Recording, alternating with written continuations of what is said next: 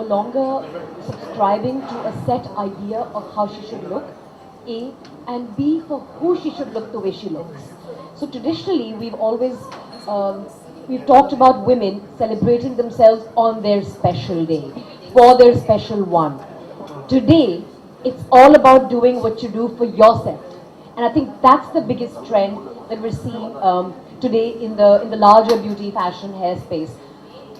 Women who are empowered, women who feel that they live along with their families and the various duties that they fulfill, like yourself and Shruti does.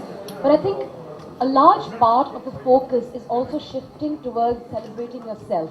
So I want to wear a nice dress because I want to look good for me, right? I think that's a concept that's beginning to gain a lot of traction in India, and I think it's fantastic. It's high time we put ourselves on a pedestal and didn't always relegate ourselves to perhaps the lowest priority in our own lives. See them coming, and in the beginning they used to come with their boyfriends or husbands and who would dictate their look and make sure they tell the stylist, just cut this much and that much, and now you see them coming on their own and dictating what they want to look like. So it's really fantastic to see that.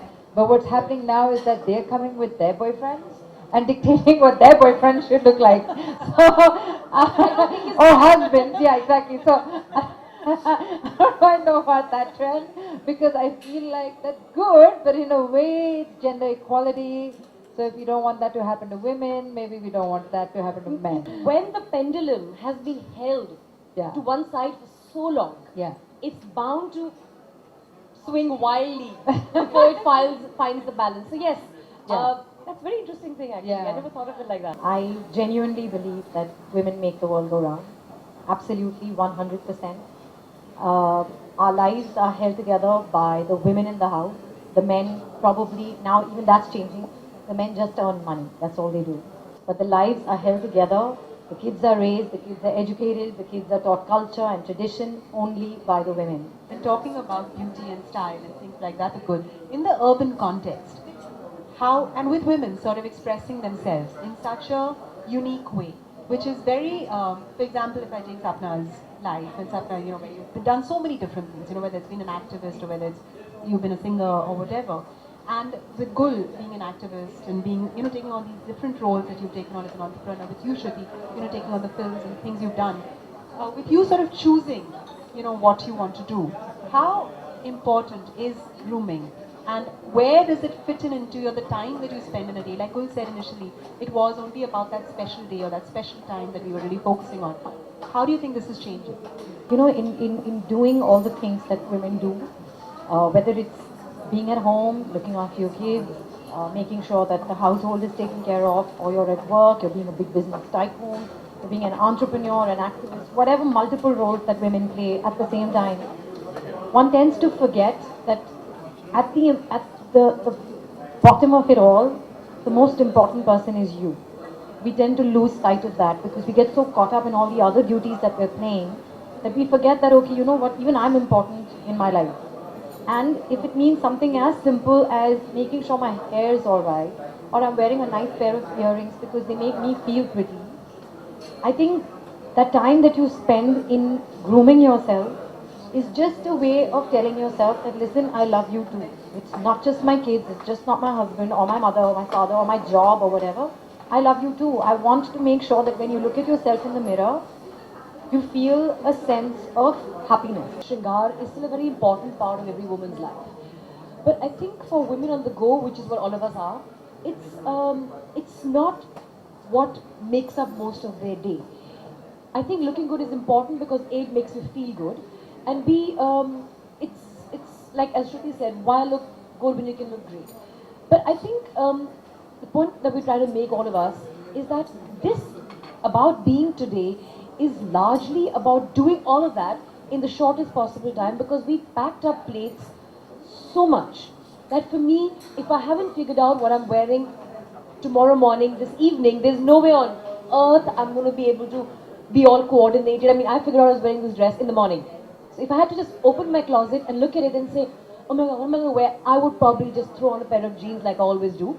The point I'm making is the shortage of time, rather the number of roles we play and the number of things we do, are actually squeezing the shringar or the make yourself look good or dress up time dramatically. My invention was, it was called the rickshaw dryer, and everybody still asks for the rickshaw dryer because it's just a blast dryer. So that's.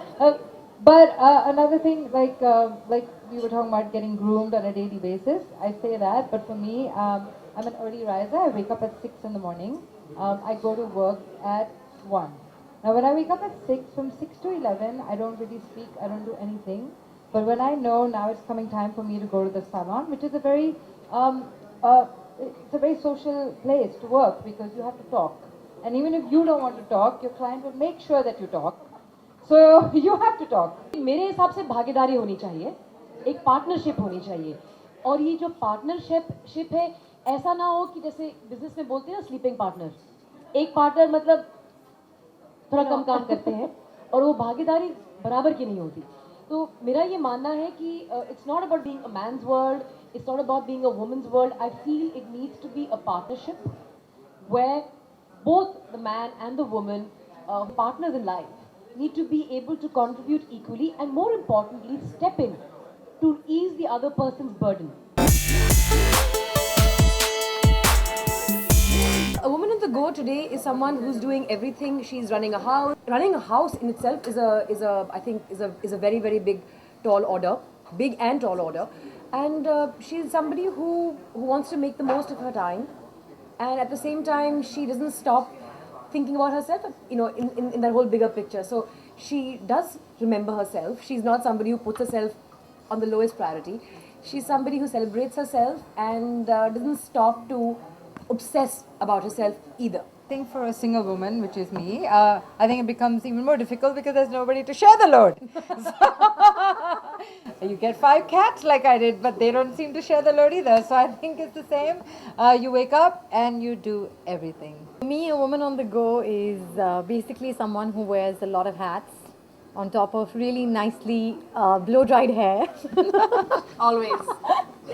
And well, I wouldn't say it's effortless because it does take a huge toll and it does get a little excessive, but it feels great that you can impact so many lives at once and look like $1 million while you do it.